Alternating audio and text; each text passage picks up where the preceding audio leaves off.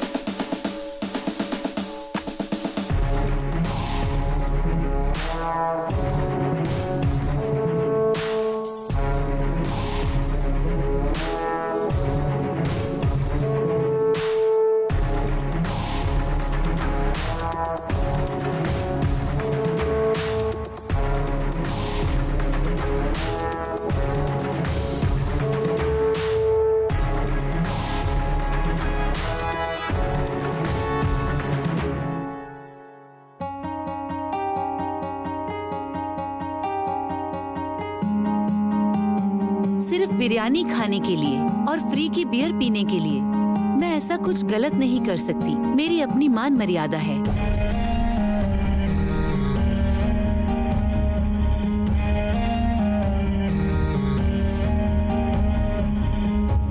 पूरे कर्नाटक में इलेक्शन में हमारे आदमियों को टिकट दो। सीएम हमारा बनना चाहिए। समझ गए ना तुम? हर एक एरिया में जाकर 100-100 करोड़ बांटो। जितना कर सकते हो पैसा खर्च करो, फिर देखना हमारी पार्टी ही जीतेगी। मैडम, कुर्सी संभालना इतना आसान काम नहीं है। अभी पूरा कर्नाटक हमारे विरोधी पार्टी के हाथों में है। जानती हूँ, वो मैंने ही किया है, क्योंकि उन्हें सुख चाहिए था ना।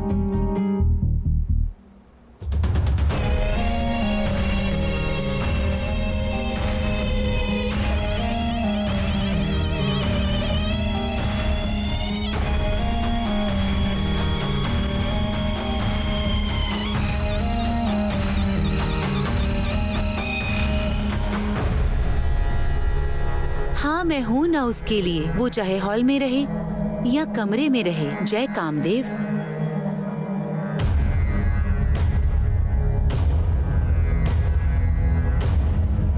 Sex is the biggest religion in this world. इसमें ना कोई गॉड है, ना कोई कास्ट है और ना कोई भेदभाव है। काम वासना से बड़ा कोई धर्म ही नहीं है। उसके सामने ना भगवान है, ना जात है, भेदभाव तो है ही नहीं।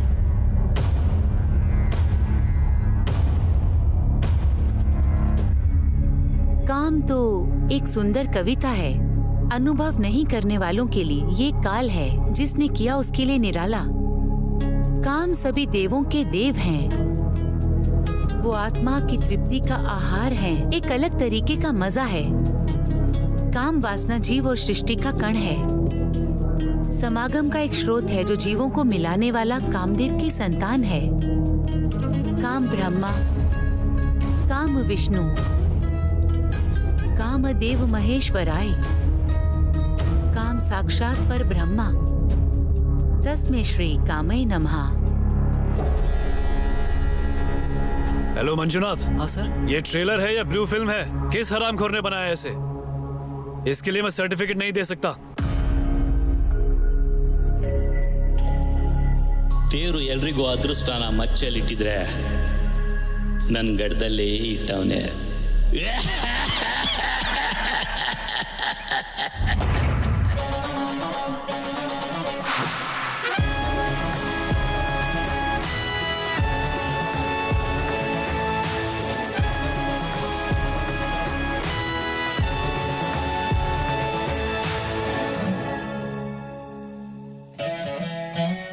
ನಂದೇ ಹವಾ ಅಂತ ಅರಿಸಿದವರು, ದಮ್ ಬೇಕು ಅಂತ ಅಂದೋರು, ಲಾಂಗ್ ತಯಾರಿಸಿದ್ದು ನಾನೇ ಅಂತ ಘೋಷಿಸಿದವರು, ಲಾಂಗ್ ಹಿಡಿದಿದ್ದು ಮೊದಲು ನಾನೇ ಅಂತ ಅಂದೋರು, ಇನ್ನೊಬ್ರು ಮಾಡಿದ್ನೇ ಮಾಡಿದವರು, ಬಾಕ್ಸ್ ಆಫೀಸ್ನಲ್ಲಿ ಗೆದ್ದು ಪವರ್ ತೋರಿಸಿದವರು, ಗಡ್ಡ ಬಿಟ್ಕೊಂಡು ನಾನೇ ಮೇಧಾವಿ ಅಂತ ಅಂದ್ಕೊಂಡವರು, ಒನ್ ಮ್ಯಾನ್ ಶೋ ಆಗಲಿ ಕಾಮಿಡಿ ಪೀಸ್ಗಳಾಗಲಿ ಅದೃಷ್ಟ ಇರಲಿಲ್ಲ ಅಂದರೆ ಹೀರೋನು ಕ್ಯಾರೆಕ್ಟರ್ ಮಾಡಬೇಕಾಗುತ್ತೆ, ಹೀರೋಯಿನ್ ಬಟ್ಟೆ ಬಿಚ್ಚಬೇಕಾಗುತ್ತೆ. ಅದೃಷ್ಟ ಇದ್ರೆ ಗಡ್ಡಪ್ಪನು ಡಾನ್ ಆಗ್ತಾನೆ, ಬಾಲಿವುಡಲ್ಲಿ ಮಿಂಚೋ ಖಾನ್ ಆಗ್ತಾನೆ.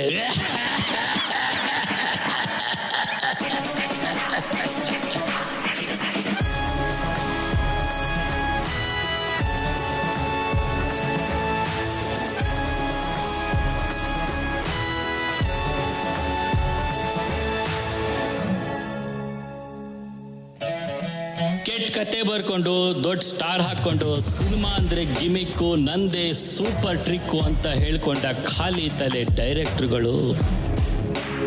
ನಾನು ಬರ್ದಿದ್ದೆ ಸಾಹಿತ್ಯ, ಕತ್ತೆ ತರ ಕಿರ್ಚಿದ್ದೆ ಹಾಡು ಅಂದ್ಕೊಂಡವರು, ಮಳೆ ಸುರಿಸಿದವರು, ಸ್ಲಮ್ನ ಲೀಸ್ಗೆ ಹಾಕೊಂಡವರು, ನಿನ್ನೆ ಮೊನ್ನೆ ಬಂದ ಬಚ್ಚಗಳೆಲ್ಲ ನಾನು ಅಮಿತಾಬ್ ಬಚ್ಚನ್ ಅಂದ್ಕೊಂಡವ್ರಿಗೆಲ್ಲ ಅದೃಷ್ಟ ಕೂಗಿ ಕೂಗಿ ಹೇಳ್ತಾ ಐತೆ, ನಾನು ನನ್ನಿಂದಲೇ ಇಲ್ಲಿ ನಾನೇ ಸ್ಟಾರು, ಸ್ಯಾಂಡಲ್ವುಡ್ ಅಲ್ಲಿ ನಂದೇ ಕಾರೋಬಾರು ಅಂತ ಕೊಚ್ಕೋಬೇಡ, ತಲೆಗೆ ದುರಹಂಕಾರನ ಮೆತ್ಕೋಬೇಡ. ನಾನಿದ್ರೆ ನೀನು ನಾಯಕ, ಇಲ್ಲ ಅಂದ್ರೆ ರೋಡಲ್ಲಿ ಅಲಿಯೋ.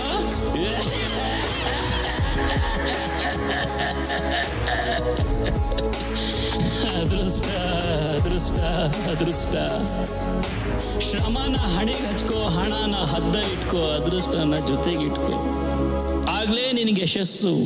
ಇಲ್ಲ ಅಂದ್ರೆ ನೀನು ಚರಂಡಿಲಿ ಹರಿಯೋ.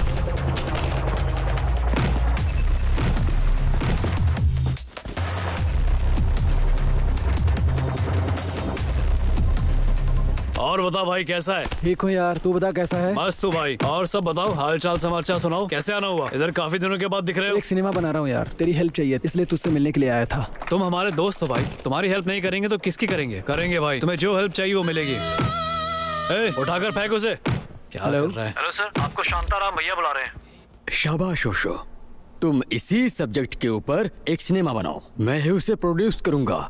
यंग जनरेशन को सेक्स एजुकेशन चाहिए ही चाहिए। बिना ग्रामर की भाषा और बिना ग्लैमर के सिनेमा, आज के समय में ये दोनों बेकार हैं। वैसे नाम क्या बताया था तुमने? ओशो। ओशो? जी ओशो। हाँ, अच्छा नाम है। ये लो एडवांस, काम स्टार्ट कर दो। Thank you sir. और एग्जाम्पल के लिए टाइटैनिक को ही ले लो। पूरी टाइटैनिक में अगर वो एक ही सीन इतना जबरदस्त है, इसका मतलब भले ही उस हीरोइन का कैरेक्टर खराब ही क्यों ना हो, उसको देखने का अलग ही मजा है। बिना गर्लफ्रेंड के रंगीला को और बिना रेप किए मर्डर, इसे कोई इमेजिन कर सकता है? वाह वाह वाह वाह वाह। लेकिन वो हीरोइन कौन है भाई? उर्वी नाम है सर, दोस्त है, अच्छी एक्टर है। वो कौन सा डायलॉग था? सिर्फ बिरयानी खाने के लिए और फालतू का बियर पीने के लिए मैं कुछ भी नहीं कर सकती हूँ। क्या डायलॉग था वो, क्या परफॉर्मेंस की थी वो? जल्दी से स्क्रिप्ट का काम शुरू कर दो। ओके सर, ऐसा है तो ऐड करवा दीजिए सर।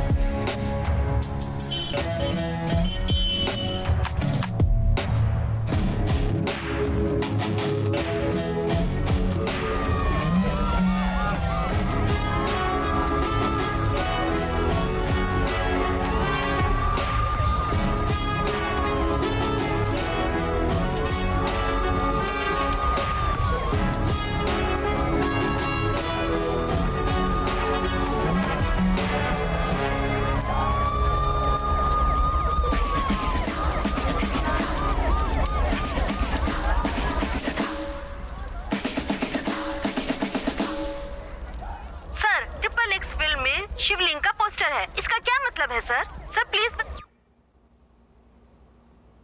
सुपर है भाई।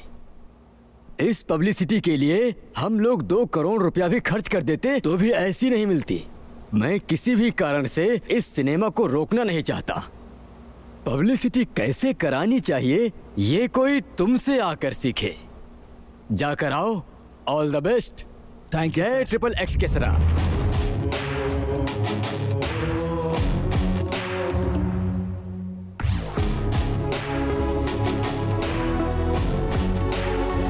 सर, ट्रिपल एक्स फिल्म में शिवलिंग का पोस्टर है, इसका क्या मतलब है सर? हिंदू धर्म की भावना को ठेस पहुंचाने के लिए क्या मतलब है? हिंदुओं को कई संगठन बेहद उग्र होकर तोड़फोड़ कर रहे हैं। इस्लाम के धर्मावलंबी भी इस प्रदर्शन में बढ़ चढ़कर भाग ले रहे हैं। आपका क्या कहना है सर इसके लिए? जनता सफाई मांग रही है, आपकी मनमानी नहीं चलेगी। हिंदू धर्मावलंबियों का कहना है कि आपने उनके भगवान का अपमान किया है, इस सिनेमा को बैन करने की मांग कर रहे हैं। मैं हिंदू नहीं हूँ। आपका नाम जानकर तो पहली में पढ़ने वाला बच्चा भी बता देगा कि आप धर्मावलंबी हैं। सिर्फ ओशो नाम रख लेने से मैं हिंदू नहीं हो जाता। मेरा नाम ओशो हो, ईशा हो, रॉबर्ट हो, रहीम हो, भारत में रहने वाले सब हिंदू हैं। जिसे हिंदू कहते हैं वो एक संस्कृति है, इसका कोई नाम नहीं था। ये युगों से चलता आ रहा है। मैं एक सनातनी हूँ, मैंने वेद उपनिषद का अध्ययन किया है। भगवान निराकारी है, भगवान का कोई रूप रंग आकार वगैरह कुछ नहीं होता है, समझे आप? इसलिए जो मैंने पोस्टर डिजाइन किया है वो किसी धर्म से नहीं मिलता है, वो सिर्फ मेरी एक इमेजिनेशन है। आप लोग सच में अगर वेद उपनिषद पढ़ते तो ये सवाल नहीं करते और ना ही लोग ऐसे फालतू में भड़कते। पहले जाकर वेद उपनिषद को पढ़ो और धर्म को समझो। इसलिए ये जो दंगे हो रहे हैं ना, वो आप लोग कर रहे हैं, मैं नहीं। आपके सवालों का जवाब मिल गया होगा, चलता हूँ। आता जाता तो कुछ नहीं है, चले आते हैं सवाल पूछने के लिए। बैठो।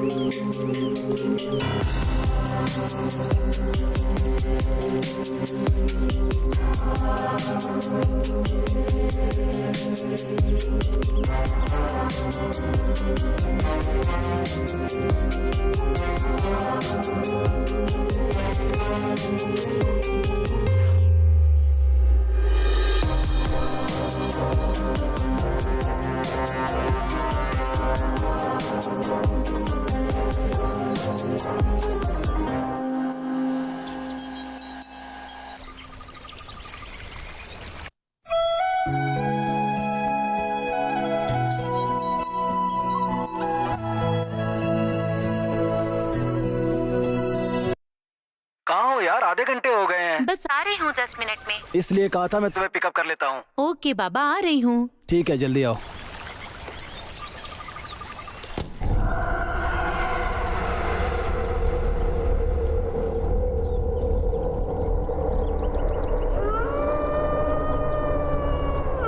ओशो, गुरुजी,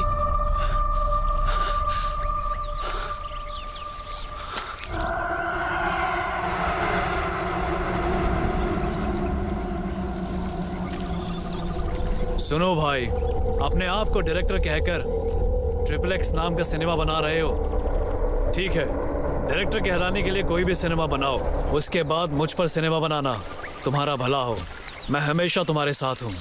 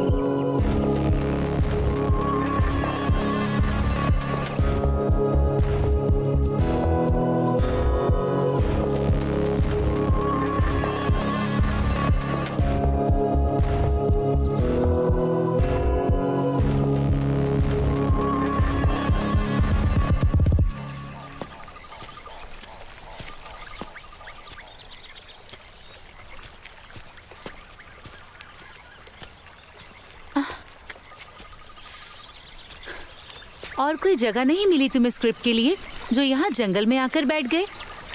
ये बताओ, यहाँ खाने का क्या करेंगे? गेट पर जो गार्ड था ना, उसे पैसे देकर आया हूँ मैं। तुम्हें क्या चाहिए, वेज या नॉन वेज? एनीथिंग।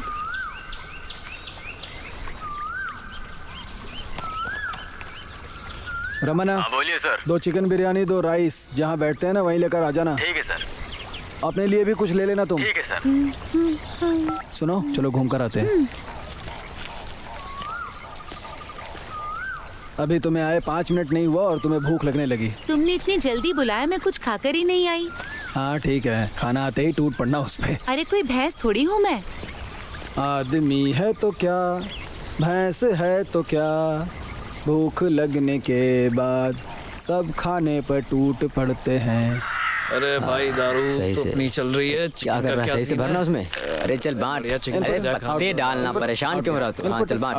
इनपुट अंदर बाहर करते थोड़ा करते समझ मैं परेशान क्यों हो रहा है? चल पीना। हाँ मैं भी पी रहा हूँ। क्या सीन है इसका? ढंग से कभी खेलता नहीं है, जब देखो लड़ने को तैयार रहता है।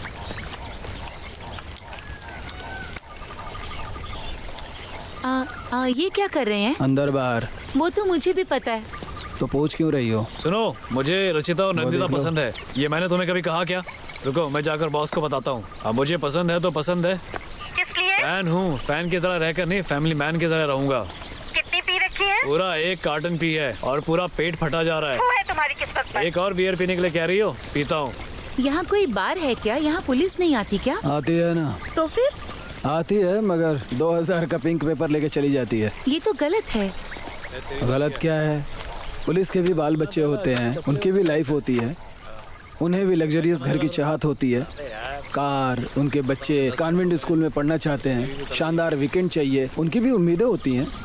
समाज में ही सब जीने वाले हैं ना, वो लोग जंगली थोड़ी हैं। जितनी सैलरी उनकी है ना, उतने में महीने भर का राशन भी नहीं आता है, पगार 1 हफ्ते भी नहीं चलती है। अगर घूस नहीं लेंगे तो उनका घर कैसे चलेगा? सरकार अगर उन्हें खुद रहने के लिए अच्छा घर दे, उनके बच्चों को पढ़ने के लिए कॉन्वेंट स्कूल में भेजे, इतनी सैलरी दे कि घर आसानी से चले, नौकरी को ईमानदारी से करे बिना किसी स्वार्थ के, जो फाइन लगता है वो सरकार को दे, गलती से भी 1 रुपया घूस मत लें, ईमानदारी से अपनी सैलरी पर ड्यूटी करें, ऐसा कानून बन जाने दो। सिर्फ पुलिस ही नहीं, कोई भी सरकारी स्टाफ 1 रुपया घूस लिए बिना ईमानदारी से ड्यूटी करेगा। बेवजह पुलिस को गाली देने से क्या फायदा होता है? ओह, तो अब मैं संविधान भी लिख दूं? हाँ बोलो रमन्ना। सर मैं खाना लेकर आ गया हूँ। ठीक है, वहीं रख दो, हम आ रहे हैं। सर जल्दी खा लीजिए नहीं तो खाना ठंडा हो जाएगा। हाँ ठीक है, हम लोग आ जाएंगे। ओके चलो। सर। ओके।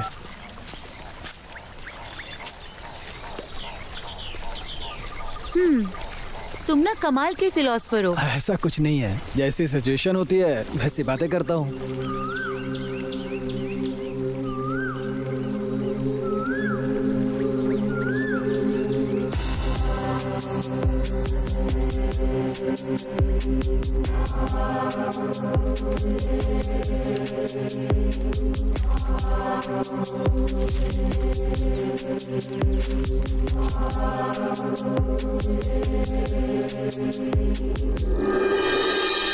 ये बताओ, इस नॉनवेज के बारे में तुम्हारा क्या ख्याल है?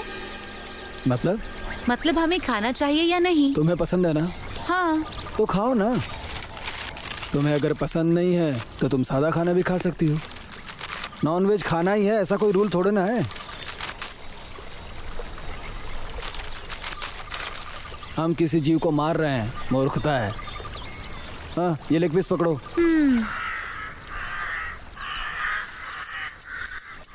जीव हिंसा महापाप है। हम किसी जीव को हानि नहीं पहुंचाएं। वो क्यों नहीं देखता कि हम जो चावल दाल सब्जी फल फ्रूट खाते हैं उनमें भी तो जीवन होता है, तब तो हमें कुछ नहीं खाना चाहिए। बकरियां मुर्गियां मांसाहारी हैं, तो सब्जियों में भी तो जीवन होता है। बड़ी हत्या हत्या है और छोटी हत्या हत्या नहीं है। हम जो सांस लेते हैं ना, उसमें भी कई कीटाणु अंदर चले जाते हैं, और हम जो सांस खींचते हैं ना, उसी से हम लोग जिंदा रहते हैं। अगर हम सोचेंगे कि सांस नहीं लें, फिर तो हम जिंदा भी नहीं बचेंगे। इस दुनिया में जितने जीव जंतु होते हैं ना, उनका जीवन बहुत छोटा होता है। बिना सांस के कोई जिंदा नहीं रह सकता। एक बात बताता हूँ, सुनो। प्रकृति ने शेर और चिताओं को सामने के दांत तीखे दिए हैं ताकि वो लोग मांस खा सकें। वहीं बकरियां और मुर्गों के दांत एकदम छोटे, ताकि वो सिर्फ घास फूस ही खा सकें। लेकिन मनुष्य के दांत तीखे भी होते हैं और चपटे भी होते हैं। इसका अर्थ ये हुआ कि मनुष्य मांस भी खा सकता है और शाकाहारी भी रह सकता है। भगवान ने ऐसी ही सृष्टि बनाई है, तो इस पर डिस्कशन किस बात का है? भगवान कोई अनपढ़ नहीं है। साइंस भी कहता है जो विटामिन और प्रोटीन वेजिटेबल में नहीं मिलती, वो मांस में मिलती है। इंसान को हर तरह के विटामिन की जरूरत है। तुम्हें अच्छा लगता है तुम खाओ, और अच्छा नहीं लगता है तो मत खाओ। लेकिन जीव हिंसा महापाप है। इस तरह की फिलॉसफी मत झाड़ो मेरे सामने। ऐसा लगता है भगवान ने जो सृष्टि बनाई है वो सही बनाई है। नॉनवेज हमेशा सुखी भवा।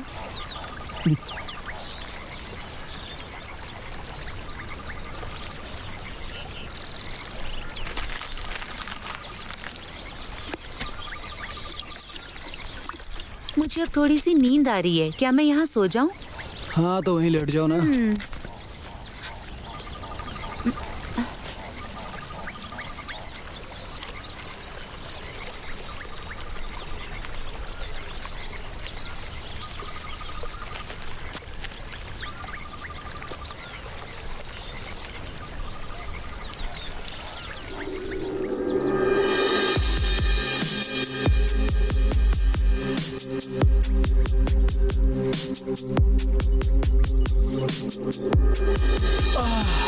ओशो, सूरज गुस्सा होकर लाल हो गया है, उठ जाओ। ए, उठो ना, देखो सूरज गुस्सा होकर लाल हो गया है। अरे तो रहने दो ना, चंद्रमा आके उसे ठंडा कर देगा।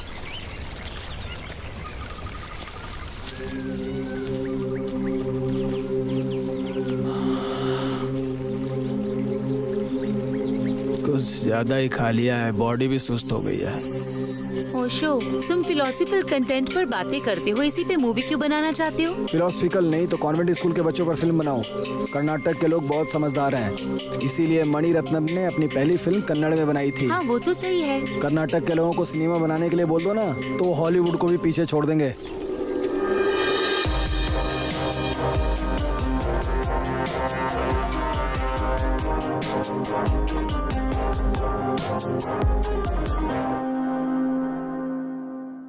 हेलो। हेलो। क्या कर रही हो तुम? कुछ नहीं, बस लेटी हूँ। माँ नहीं आई है क्या? उन्हें आने में अभी 1 हफ्ता लगेगा। खाना हो गया तुम्हारा? हाँ, और तुम्हारा? हाँ हो गया। क्या खाया? फ्राइड राइस खाया। और तुमने? दाल चावल। और बताओ? तुम बताओ। तुम ही बताओ ना कुछ। कुछ नहीं यार, तुम ही बताओ। क्या बात है, क्यों ऐसी बातें कर रहे हो? यही तो मैं भी सोच रहा हूँ यार। आजकल लड़के लड़कियां फोन पर घंटों बातें करते हैं, इसी पर रिसर्च कर रहा हूँ। और क्या, ऐसे ही बातें करते करते उनका मूड बन जाता है। अच्छा, मूड में जाते हैं। उसके बाद? उसके बाद क्या? फिर लड़का 1 किस देने के लिए कहता है। तो 1 किस दो ना। तुम ही दे दो। कहाँ पर दूं?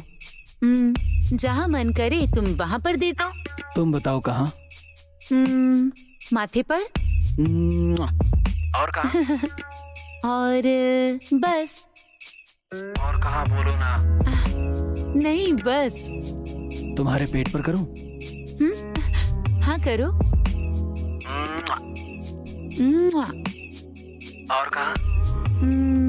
हाँ करो। गाल पर। अब बस। बताओ ना कहाँ करूं? अब नहीं बस। नहीं प्लीज। तो जहाँ करना है वहाँ पर करो। जहाँ मन करे वहाँ कर दूं? फील हुआ? I love you. I love you too. बस ऐसे ही लड़का लड़की घंटों बातें करते हैं। बाप रे, हमेशा दिमाग में सेक्स लिए घूमते हैं इंडियंस।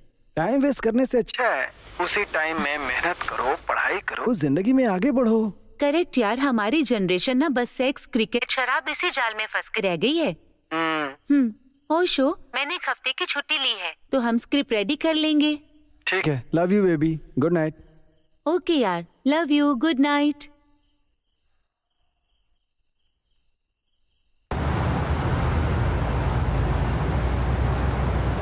देखोगे?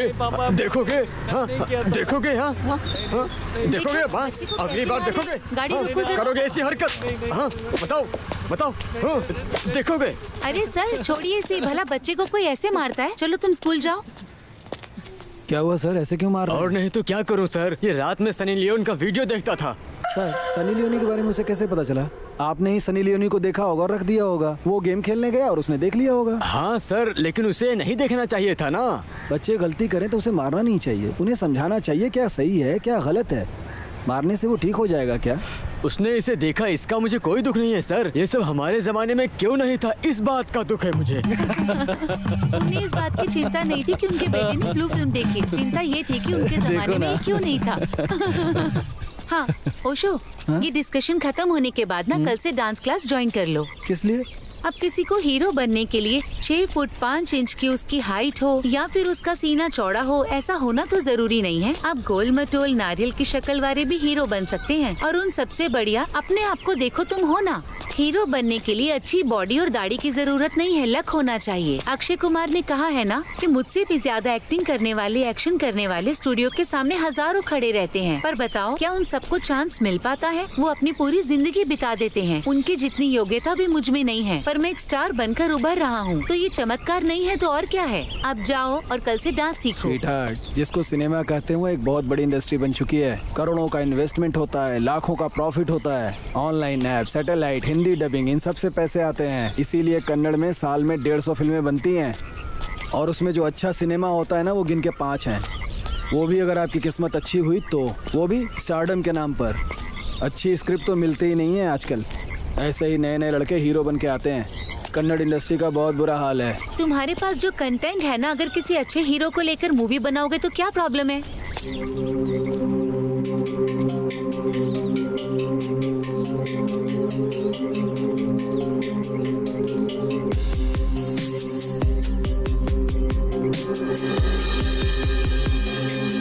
उत्तर प्रदेश के अयोध्या में 12 साल की छात्रा के साथ 4 दुष्कर्मियों ने मिलकर रेप किया। रेप करने के बाद उसे रोड पर मरने की हालत में फेंककर फरार हो गए।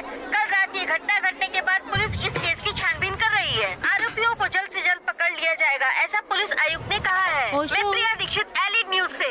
ये रेप की न्यूज ना मैं रोज सुन सुनकर अब पक चुकी हूँ। वो टीवी रास्ते बंद से करो। गुजर रही थी, तभी 4 लोगों ने उसको पकड़ लिया और उसके साथ बलात्कार। तुम्हारी चाय बनी? हाँ बन गई, बस ला रही हूँ।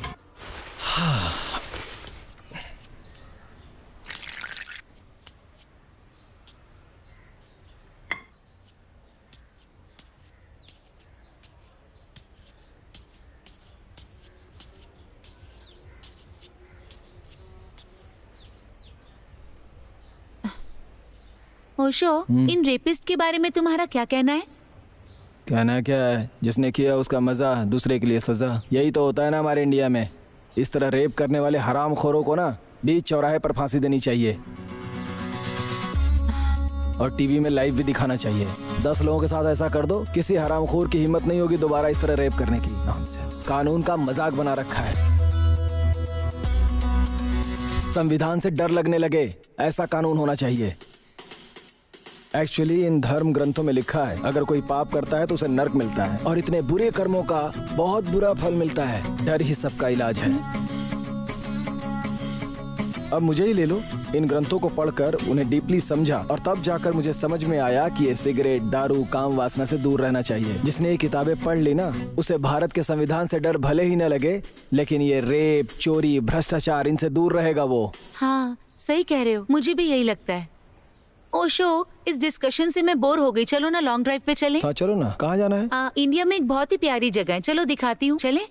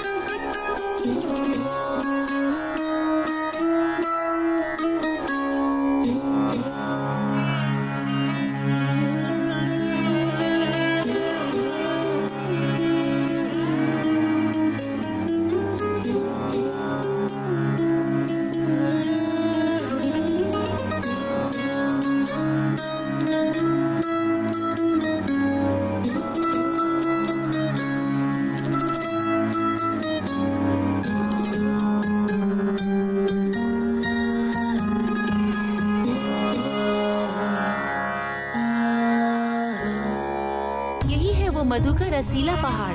पूरे संसार में सिर्फ 2 ही पहाड़ हैं। एशिया में ऐसा एकमात्र पहाड़ है।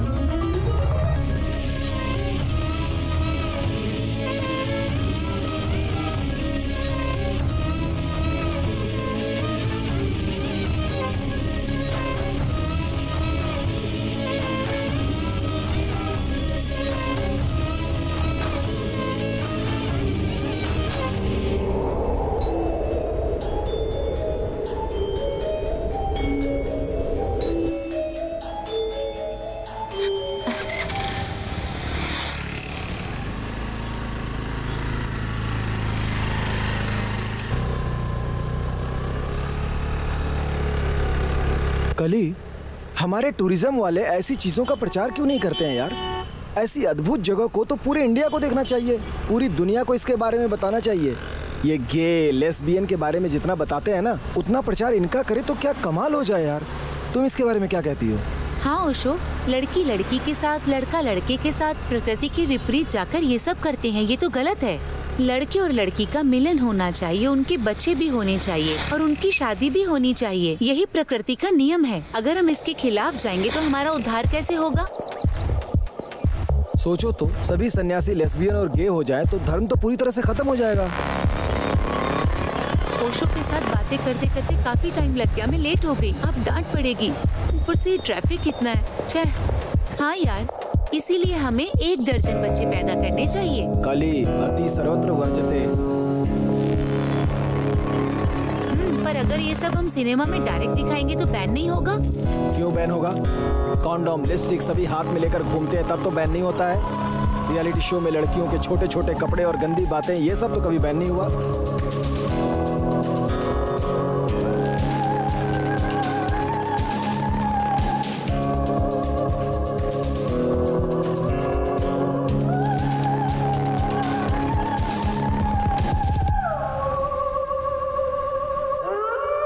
इंटरवल में ऐसा सीन रखें तो कैसा रहेगा?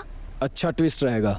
ये भूत, प्रेत, आत्मा, शैतान जिन्हें कहते हैं, कितने लोग इन बातों पर दिल से विश्वास करते हैं? इन सबसे इंसान का दिमाग खराब होता है। लोग एक दूसरे से ईर्ष्या करते हैं, मंदिर में जाकर बहुत सारी मन्नतें मांगते हैं। वो मुझसे आगे बढ़ गया, वो बहुत अमीर हो गया, उसे मर जाना चाहिए, मुझे उससे बड़ा स्टार बनना है, मुझे राज करना है, मुझे डॉक्टर और इंजीनियर बनना है। ऐसे ही एक दूसरे से जलकर ये अपने अंदर हीन भावना पैदा करते हैं। अगर इंसान सभी इंसान को साथ लेकर चले ना, तब जाके सब अच्छा होगा। आहा, तुम सिनेमा का काम छोड़कर एक मठ बना लेते, उसमें डेली प्रवचन देते, ये तुम्हारे लिए बहुत ही अच्छा होता। प्रवचन देने वाले सभी लोग बाबा बन जाते ना, तो कोई घर बचता ही नहीं इस दुनिया में। हर जगह मठ नजर आते। वाह वाह वाह वाह, क्या बात है। चलो चलते हैं।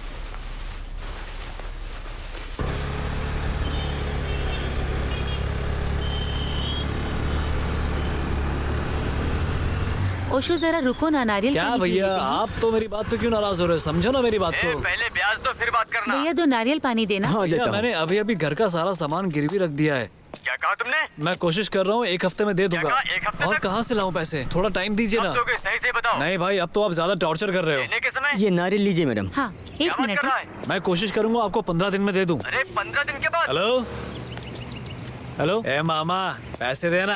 ए जाना यहाँ से, मैं वैसी टेंशन में पैसे नहीं है। अपना पैसा अपने पास ही रख, पानी बहुत पता नहीं कहाँ से आ जाते हैं। एक और ले लो। ए हैंडसम, देना। हेलो कृष्णा, कहाँ हो रे? हाँ, क्या हुआ जीजा जी? ये लीजिए। मैं तो यही हूँ। अरे यार, तुम्हारे पैसे के लिए वो मेरी जान खा रहा है यार। जरा इधर घूमो। है नहीं। भगवान तुम दोनों का भला करे। परेशान मत हो, मैं दे दूंगा। ठीक है, फोन रखो, तुम्हें बोलने से कोई फायदा नहीं है। 1 मिनट रुको। लोग कहते हैं कि तुम्हारे आशीर्वाद देने से भला होता है। क्यों कहते हैं पता है? नहीं पता। जब श्री राम वनवास के लिए जंगल में जा रहे थे, तब समस्त प्रजा जिद करने लगे कि हम भी आपके साथ चलेंगे। तब श्री राम जी ने कहा कि पिताश्री की आज्ञा का पालन मुझे ही करना है, तुम सबको वनवास जाने की जरूरत नहीं है। तब प्रजा ने कहा, भगवान जब आपको ही सुख संतोष नहीं रहेगा तो हमें भी ये नहीं चाहिए।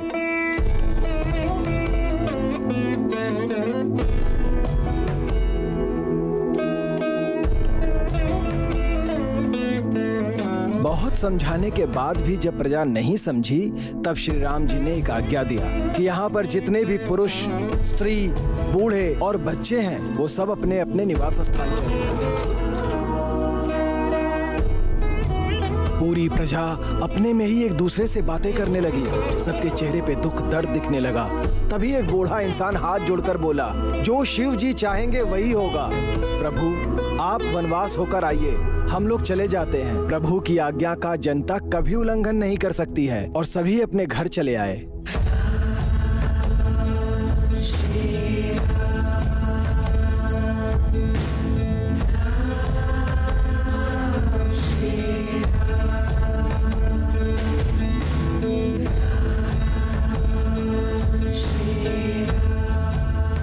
फिर रामचंद्र वनवास काटने और लंका दहन के बाद जब अपने राज्य की तरफ आ रहे थे, तब आते समय उन्हें रास्ते में कई कंकाल दिखाई दिया। जिसे देखकर श्री राम जी को आश्चर्य हुआ। तभी छोटी छोटी झोपड़ियों से कई छक्के राम जी की तरफ श्री राम कहते हुए आकर भगवान के चरणों में गिर गए। उन छक्कों से जब श्री राम जी ने पूछा, ये सब कंकाल किसके हैं? तो छक्के लोगों ने कहा, प्रभु, जब आप वनवास के लिए जा रहे थे तब आपने एक आज्ञा दी थी कि यहाँ जो भी पुरुष, स्त्री, बूढ़े, बच्चे हैं वो सभी अपने घर लौट जाएं। तब उनमें से हमारी जाति वाले भी कुछ लोग थे। तब आपकी आज्ञा हम पर लागू नहीं हुई। आपके जाने के बाद हमारे पूर्वज आपके वापस लौटने के इंतजार में यहीं पर वास कर लिए। उनमें से कई बूढ़े होकर अपने प्राण त्याग दिए ताकि उनकी आंखें भले ही आपके दर्शन न कर पाएं, मगर उनके कंकाल तो आपके दर्शन कर लें। इसलिए उन्हें मिट्टी में दफन किए बिना ऐसे ही छोड़ रखा है। ये अस्थियां उनकी ही हैं। ये सुनकर श्री राम भावुक हो गए। तुम लोगों को मुझसे इतना प्रेम है, इस भक्ति और निष्ठा के लिए मैं तुम्हें क्या दे सकता हूँ? तब उन्होंने कहा, इस युग से लेकर अगले युग तक तुम्हारे मुंह से जिसको भी आशीर्वाद मिलेगा वो आशीर्वाद उसके लिए स्वतः श्री राम का आशीर्वाद होगा।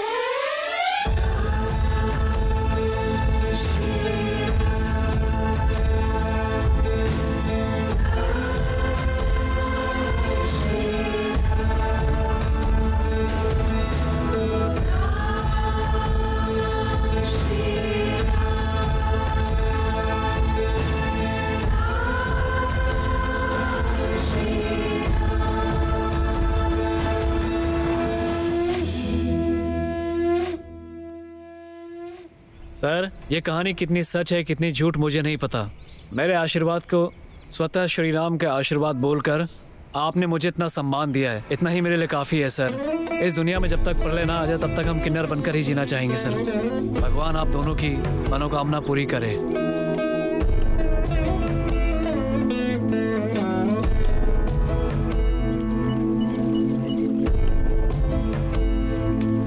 देखा था कल उस किन्नर के चेहरे पर कितनी खुशी थी ना।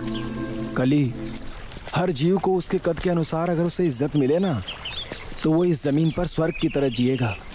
जरा सोचो, अगर ऐसा हो जाए तो कितना अच्छा होगा। हर औरत को इज्जत मिले तो कितना गर्व महसूस करेगी। एक औरत सुबह उठकर झाड़ू पोछा से शुरुआत करती है, फिर बाल बच्चे संभालते हुए पति के लिए टिफिन तैयार करती है, बच्चों को स्कूल भेजती है, फिर वापस आकर कपड़े धोती है, फिर खाना बनाती है, फिर बच्चों को वापस स्कूल लाती है, शाम के समय खाना, चाय, बल्कि हर काम करती है। और रात को जब सोने का वक्त होता है तो उसका पति उसके साथ, बाप रे, ग्रेट है वो। हम जैसे मर्दों को 1 महीने उनका काम करने को दे दो फिर देखो समझ में आ जाएगा औरत होना कितना मुश्किल है। वाह ओशो, तुम जितना औरतों के बारे में सोचते हो, अगर हर मर्द उतना सोचे ना तो ये सारा संसार सुखमय हो जाए। ओशो, मूवी के डायलॉग्स पूरे हो चुके हैं, तो अब बस कल जाकर प्रोड्यूसर से मिलो और उसे कह दो कि स्क्रिप्ट पूरी हो गई है, फिर मेकिंग स्टार्ट करते हैं। हाँ, कल बोलता हूँ।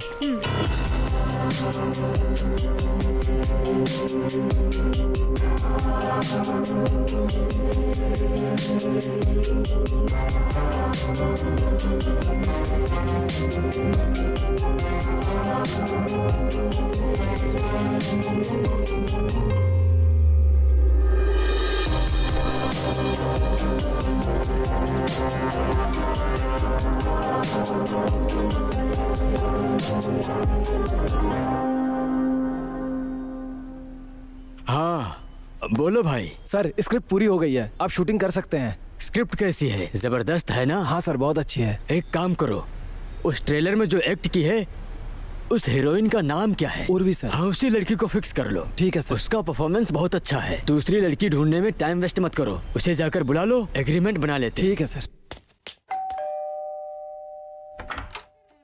आंटी उर्वी, अंदर आओ बेटा। अब उर्वी नहीं रही बेटा, तुम्हारा ट्रेलर आते ही 2 दिन बाद उसके एक्सीडेंट में मौत हो गई।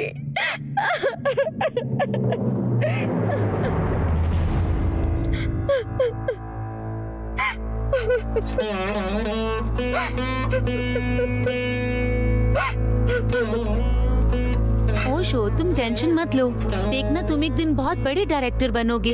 अगर तुम हार गए तो भगवान हार जाएगा, तो भगवान हार जाएगा, तो भगवान हार जाएगा। तो फिर मैं इतने दिनों से किसके साथ डिस्कशन कर रहा था? उर्वी की आत्मा के साथ। ओशो, अब इस परेशानी के बारे में क्या कहना है तुम्हारा?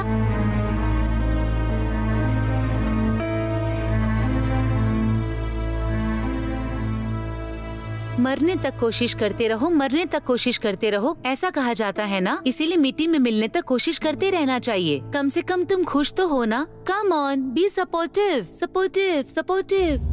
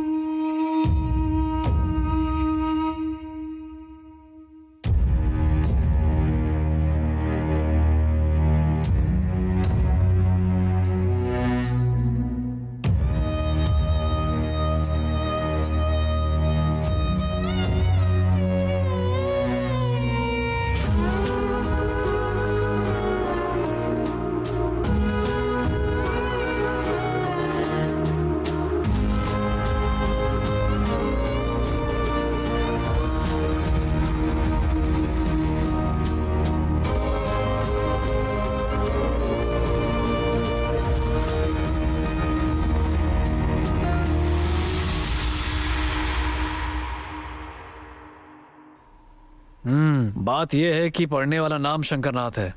पूरे देश का उद्धार होगा, इस टाइप का सिनेमा है।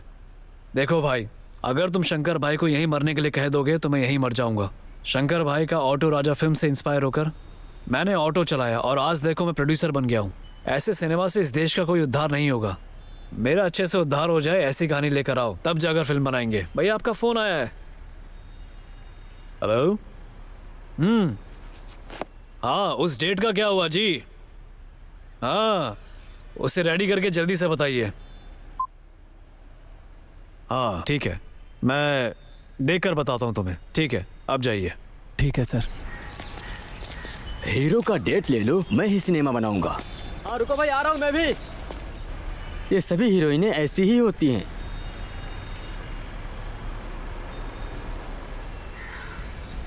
स्क्रिप्ट बगल में रखो, पहले अपना सर पकड़ो।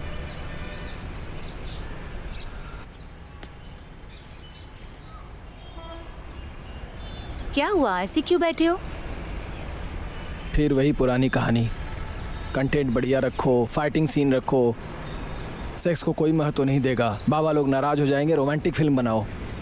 सारे प्रोड्यूसर तो यही सब कह रहे हैं। उन्हें सूट बूट पहनकर आने वाला डायरेक्टर चाहिए, भले ही वो सूट बूट पहनकर झाड़ू लगाता हो। थू। ओशो, दुखी मत हो तुम। देखना, एक दिन तुम एक बहुत ही बड़े डायरेक्टर बनोगे। अगर तुम हार गए तो भगवान हार जाएगा। तो ज्यादा मत सोचो, कोशिश करते रहो।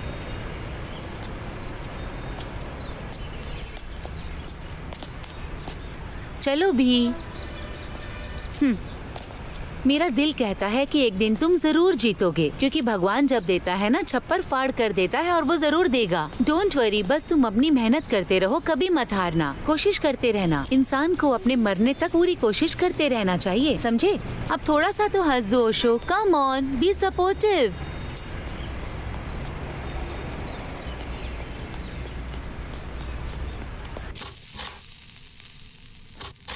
और कितने दिन, उस पर कितने दिन भरोसा कर कर रहोगी?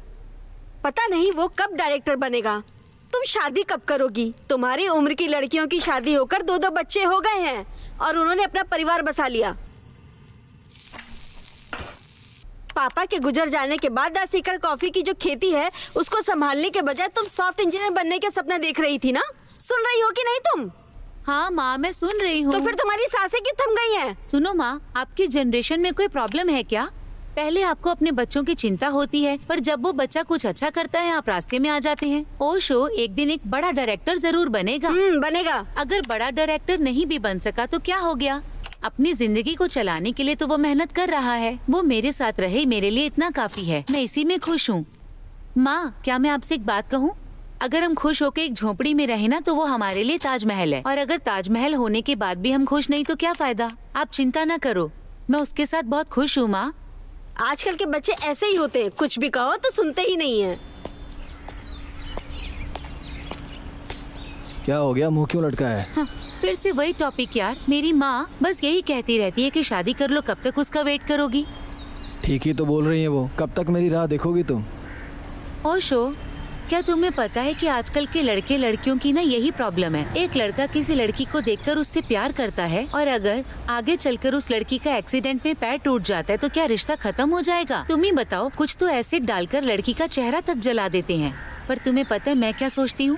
जो एंड तक साथ निभाए ना वही सच्चा प्यार होता है। और ये मेरा मानना है। लड़की किसी को पसंद करे, चाहे वो बिजनेसमैन हो या भिखारी हो या वो कोई काम ना करता हो, लड़की एक बार अपने मन में उसका साथ देने का सोच लेती है, और यही उसका सच्चा प्यार होता है। ओशो, अगर तुम डायरेक्टर नहीं बन पाए तो भी कोई बात नहीं, पर मेरे पति बनोगे। मैं जानती हूँ एक दिन सब कुछ अच्छा होगा, तो प्लीज दोबारा मुझसे इस तरह की बात ना करना। Super dialogue. सभी लड़कियां अगर तुम्हारी तरह सोचने लग जाएं तो पूरे जगत का कल्याण हो जाए। लड़कियां लड़के को गले लगाकर कहें कि तुम ऐसे हो, तुम वैसे हो, तुम बड़े मुकाम तक पहुंचोगे, तुम्हारे साथ हूं मैं, हर वक्त वो उसे हिम्मत दे, फिर तो लड़के जो चाहे वो हासिल कर लें। एक औरत की शक्ति ऐसी ही होती है। एक औरत अगर ठान ले तो पूरी दुनिया बदल सकती है। उसे कृष्ण और यीशु की ज़रूरत नहीं होती है।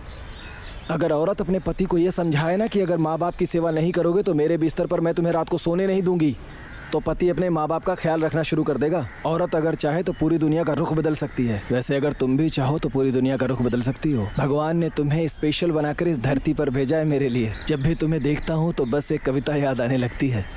क्या है जिस वो? वक्त भगवान खुश हुए थे उसी क्षण उन्होंने एक आकृति बनाई।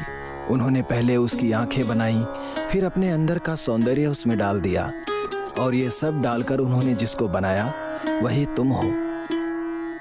सूर्य की किरणें तुम्हारी सांसों की लहरें हैं। चांद के टुकड़े की तरह तुम्हारा चेहरा है। माणिक्य की तरह जगमगाती तुम्हारी ये दोनों आंखें, जिसको देखते ही हर कोई उसमें सम्मोहित हो जाए। ऐसी है तुम्हारी अदा, मानो पूरे बदन में चंदन समाया हो। इसे देखकर मोर को भी ईर्ष्या होने लगे। हर समय बहते जलधारा की तरह तुम भी पवित्र हो। भगवान एक खूबसूरत बला तराशना चाहते थे। भगवान का तराशा हुआ वही बला हो तुम। बेटी बनी, सखी बनी, माँ बनी, समय बनी और सहायता भी बनी, शीतल भी बनी। पूरी प्रकृति तुम्हारे अंदर समाई है। भव्यता तो ऐसी है जैसे कोई देवी ही जमीन पर उतर आई है।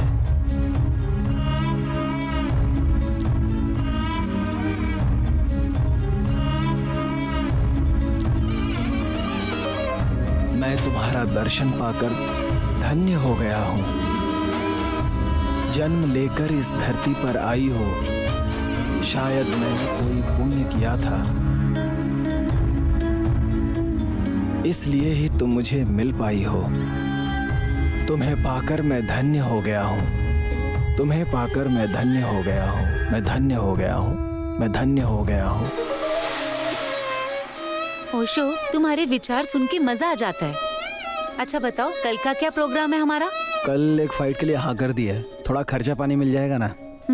ठीक है, तुम उसे पूरा करो और कल फिर किसी प्रोड्यूसर को ढूंढते हैं। Okay boss.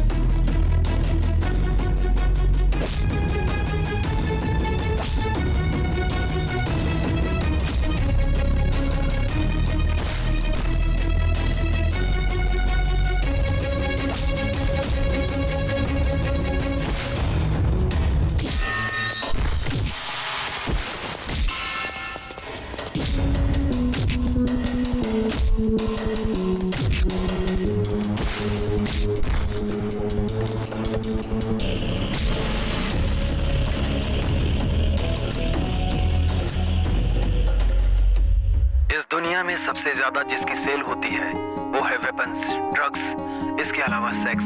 इसमें पकड़े जाने का किसी को डर नहीं होता और सेक्स करना किसी जीव से छूटा भी नहीं है। काम ही कैलाश है। इंसानों के जन्म के साथ ही इसका इतिहास शुरू हो जाता है। इस काम वासना में पहले जिसकी बलि चढ़ी वो थे आदम हव्वा। काम वासना में लोग अंधे हो जाते हैं। इसका अपवाद भी है, ये अंधेरे में करने वाला काम है। सेक्स का नाम सुन लेना ही बहुत है। रात हो या दिन, लोग सेक्स में मगन होने के लिए तैयार रहते हैं। सेक्स का मूल भाव है औरत। यहाँ पर औरतों के लिए ही रामायण महाभारत हुई है। एक देश का दूसरे देश से जो लड़ाई हुई है वो औरतों के लिए ही हुई है। यहाँ पर माँ, भाई, बहन, घर, परिवार, ये सभी संबंध पीछे छूट जाते हैं। लोग अपनी सेक्स इच्छाएं पूरी करने के लिए कुछ भी करते हैं। रोज कोई न कोई उपाय ढूंढते हैं और अनैतिक संबंध भी बना लेते हैं। सेक्स से होने वाली हानियों के बारे में नहीं सोचते। जड़ी बूटी, एजेरा, वाइग्रा, स्प्रे, ड्राई फ्रूट खाकर घंटों भर दिन रात या दोपहर हर वक्त लोग काम वासना में डूबे रहते हैं। कदम कदम पर लोग लेस्बियन होकर लड़कियां लड़कियों से भोग कर रही हैं। वैसे ही एक आदमी भी बड़ी नीचता पर उतर आया। अपने स्वार्थ के लिए अपनी बीवियों को दूसरों के साथ और दूसरों की बीवियों को अपने के साथ अदला बदली करके सुख प्राप्त करता है। जंतुओं के साथ भी संबंध बनाना शुरू कर दिया है। काम सुख पाने के लिए घर, जमीन, जायदाद सब बेच देता है और अपना सब कुछ गंवाकर रोड पर आ जाता है। पैसे का हिसाब किताब किए बिना ही पानी की तरह बहा देता है। इतना सब करके भी अपनी काम इच्छाओं की भूख को मिटा नहीं सकता। हो सकता है शायद कहीं आसमान की ओर छोर हो, मगर काम वासना का कोई और छोर नहीं है। वो कभी न मिटने वाली भूख है। वो एक ऐसा मोह है जिसमें डूब जाने के लिए मन विचलित रहता है। यत्र नारी तत्र यस्तु प्रेम अन्ते रमन्ते तत्र कामात्र। आखिर हम ऐसे कंटेंट पर सिनेमा कैसे बनाएंगे? सुनो, लोगों को क्या चाहिए ये सोचकर एक ट्रेलर और एक सॉन्ग शूट करो। इतना पैसा तो हमारे पास है, उसके बाद एक प्रोड्यूसर ढूंढेंगे हम। ऐसा है तो हम कल से ही रिहर्सल करना शुरू करते हैं। इस दुनिया में दूसरों का हक मारकर जीने वाले और बिना इच्छा के बच्चे पैदा करने वाले बहुत लोग मिल जाएंगे जो अपना मन मारकर अपनी मर्यादा में जीते हैं। वो पहली रात में ही भोग के भंगी बन जाते हैं। वैसे ही जो अपने मन रूपी मंदिर से काम वासना के गुलाम बन जाते हैं, वो अंधेरे से सुबह के उजाले में आने की बजाय उसी अंधकार के समाज में जीते हैं और वहीं उनकी मौत हो जाती है। क्या मैं इसी जीवन के लिए पैदा हुआ हूँ? भोग के लिए, रोग के लिए, धर्म के लिए या मरने और जीने के लिए? Got it. अरे यार, ऐसे वर्कआउट नहीं होगा यार। ऐसे वर्कआउट नहीं होगा। चलो कमर्शियल लाइन बोलो तो जरा। सिर्फ बिरयानी खाने के लिए और फ्री की बियर पीने के लिए मैं कुछ भी बुरा काम नहीं करूंगी, क्योंकि मेरी इज्जत और मान मर्यादा है। मैं जो करूंगी वो अच्छा करूंगी। देखा तुमने, इसे कहते हैं एक्टिंग करना। सच में एक्टिंग ही कर रही हो, कुछ मैच नहीं हो रहा है तुम्हारे डायलॉग से। पहले ट्रेलर शूट कर लो, उसके बाद हीरोइन के बारे में सोचेंगे। ओके। फोन बज रहा है, जरा देखो तो।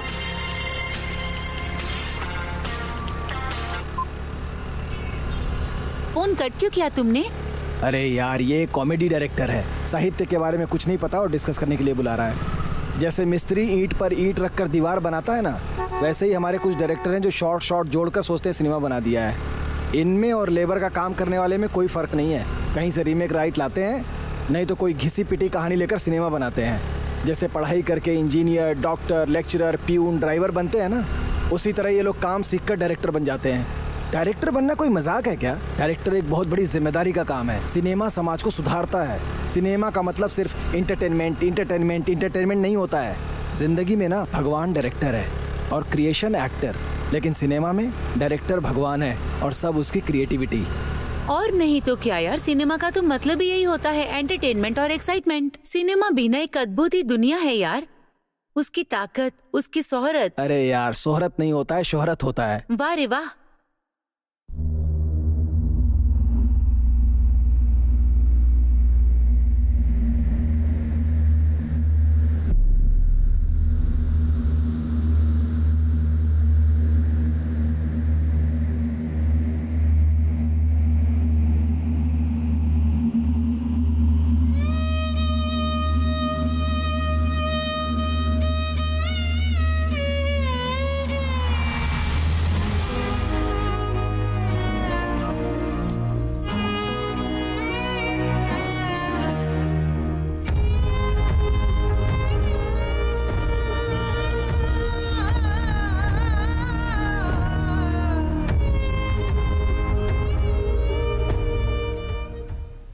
यही कहानी है सर।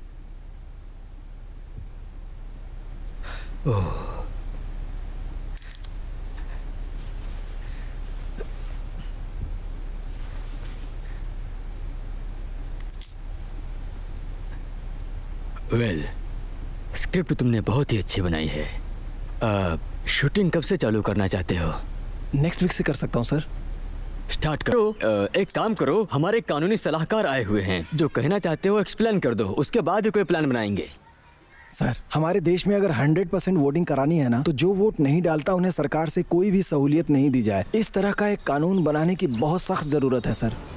आधार कार्ड के फिंगरप्रिंट से हमें पता चल जाएगा कि किसने वोट नहीं दिया है। ऐसे लोगों का गैस, पासपोर्ट, वीजा सब जब्त कर देना चाहिए सर। उन्हें कोई सरकारी लाभ नहीं मिलना चाहिए। ऐसा एक कानून बनाना चाहिए हमारे देश में। अगर ऐसा कानून बन गया ना सर, तो भले ही वो अमेरिका में क्यों न रहता हो, यहाँ आकर वोट देकर जाएगा। वोटिंग के दिन बैंक में जाकर एसी की हवा खाने वाला भी ना अपना काम कैंसिल करके वोट देगा। हॉस्पिटल में एडमिट कोमा के पेशेंट भी एक फिंगरप्रिंट से वोट दे सकता है। ऐसा सिस्टम होना चाहिए। एक ऑनलाइन वोटिंग की व्यवस्था करनी चाहिए सर। अगर ये सारा काम हम कर सके तो हमारे देश में 100% वोटिंग होगी सर।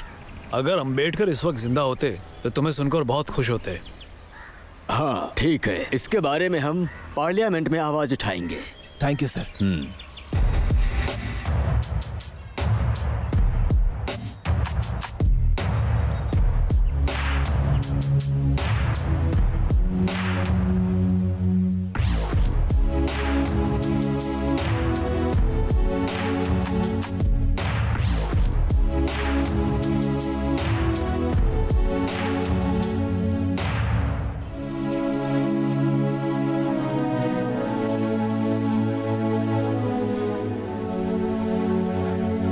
उपचुनाव में 67% जो वोटिंग होती थी, वो इस साल कानून में सुधार होने के कारण लोग सुबह 5 बजे से ही जमा हुए हैं। जिसने पिछली बार वोट नहीं किया था, उन परिवारों को सब्सिडी में जो गैस, राशन, जो भी सरकारी सुविधाएं मिल रही थी, वो मिलनी बंद हो गई थी।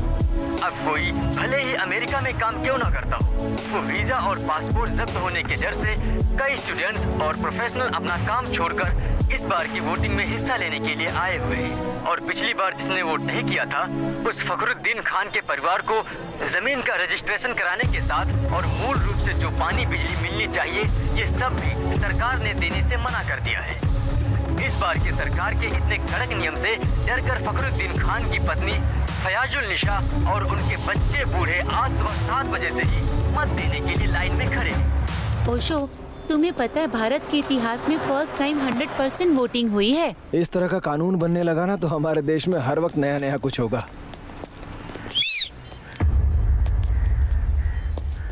इस लड़की को हमारे साथ होना चाहिए ना। ए हीरो, इधर आ।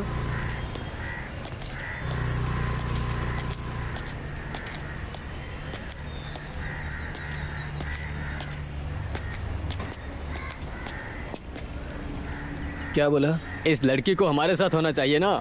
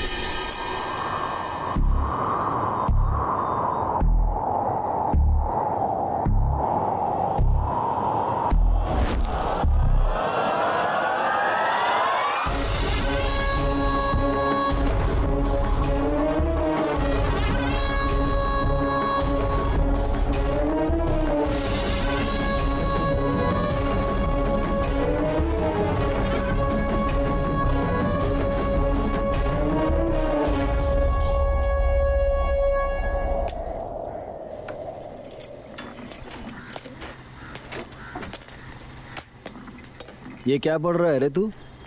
सर, शंकरनाथ के बारे में पढ़ रहा हूँ। ये तो बहुत ही कमाल की स्क्रिप्ट है सर। देख भाई, कई लोगों की रुचि इसमें नहीं है। इसी दिलचस्पी से XXX स्क्रिप्ट पढ़ो। हाँ पढ़िए सर। कैसी लगी? काम के बारे में संवेदनाओं को समझाना। इस साल तो अवार्ड फिक्स है सर। काम वासनों को रैप में परिवर्तित करके संबोधित करने वाली XXX पिक्चर इस साल के सबसे बेहतरीन सिनेमा के रूप में उभर कर आ रही है। पिछले हफ्ते प्रशस्ति स्वीकार करने वाले ओशो से उसके बारे में जानते हैं। जब मैं 8वीं क्लास में था तब से मैंने कहानियां और घटनाएं लिखना शुरू कर दिया। मेरे सिनेमा बनाने की चाहत की वजह से मैं ग्रेजुएशन में फेल हो गया। सिनेमा इंडस्ट्री में असिस्टेंट डायरेक्टर बनने के लिए मैंने जमीन आसमान एक कर दिया। फिर मैंने कई लोगों से मिलना शुरू कर दिया। जितेश, प्रभाकर उपेंद्र, सुनील कुमार देसाई, नेहरू वेदु से लेकर अपरंजित सीरियल के सुकुमार तक, नागेश कुमार, शिल्पा श्रीनिवास, शेष भाई, प्रमोद चक्रवर्ती। इनकी कृपा से आखिर में मुझे एक असिस्टेंट डायरेक्टर का काम मिला। जिसने चांस दिया वो AR बाबू सर है। एक ही सिनेमा ने मुझे स्क्रिप्ट से लेकर स्क्रीन तक सब कुछ सिखाया। फिर भी मुझे डायरेक्टर बनने में 21 साल लग गए। इन 21 वर्षों में मैंने कई परेशानियां झेली। बिना खाए पिए पूरा दिन रहा। अब्बास से लेकर सज्जन साहब तक मैं पैदल ही चलता था। जेब में पैसे नहीं होते थे, पेट में खाना नहीं होता था और सपने थे ऑस्कर अवार्ड के। इंसान को आगे बढ़ने के लिए पैसे चाहिए, नहीं तो समय होना चाहिए। लेकिन मेरे पास पैसे नहीं थे, इसलिए टाइम स्पेंड किया। ये 21 साल स्पेंड करने का पुरस्कार ये फिल्म फेयर अवार्ड है। ये अवार्ड लेकर सीधा अपने गुरु AR बाबू के घर जाने की मेरी इच्छा थी, लेकिन अचानक एक बीमारी से उनकी मौत हो गई। इस दुनिया में मेरे माता पिता के बाद सबसे ज्यादा मैं उनसे ही प्रेम करता हूँ। मैंने अपनी जिंदगी में उन्हें कुछ नहीं दिया है। मैं मरने से पहले अपनी आंखों से एक बार उन्हें देखना चाहता था। मेरी इच्छा धरी की धरी रह गई। वो कब मर गए मुझे पता ही नहीं चला और मेरी इच्छा अधूरी रह गई। उनकी मौत की खबर के बाद मैं 4 दिन तक बहुत दुखी रहा। अभी भी मुझे उनकी याद आती है। मैं सिनेमा इंडस्ट्री में जाना चाहता था, मगर मेरे घर में किसी को ये पसंद नहीं था। इसलिए माता पिता भाई बहन को देखे हुए कई साल बीत चुके हैं। मेरे पिता कहा करते थे तुम जिंदगी में क्या कर पाओगे। इसीलिए अब मैं ये फिल्म फेयर अवार्ड लेकर सबसे पहले उनके पास जाऊंगा, ये दिखाने और ये बताने कि मैं ये कर सकता हूँ।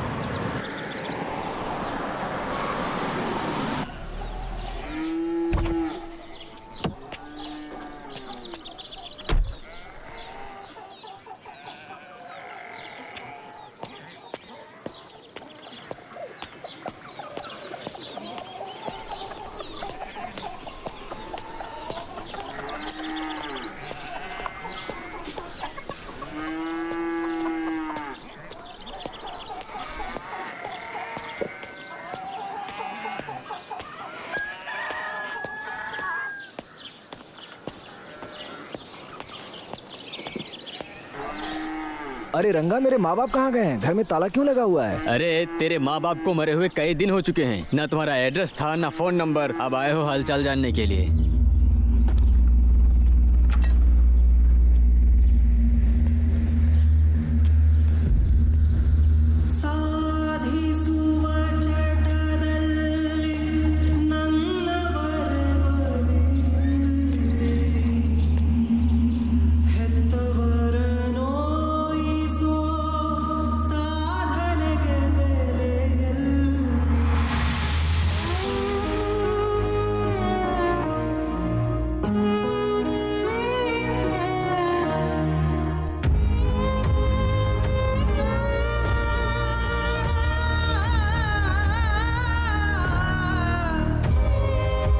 कितनी भी साधना क्यों ना कर ले, फैमिली के साथ ही रहना साधना।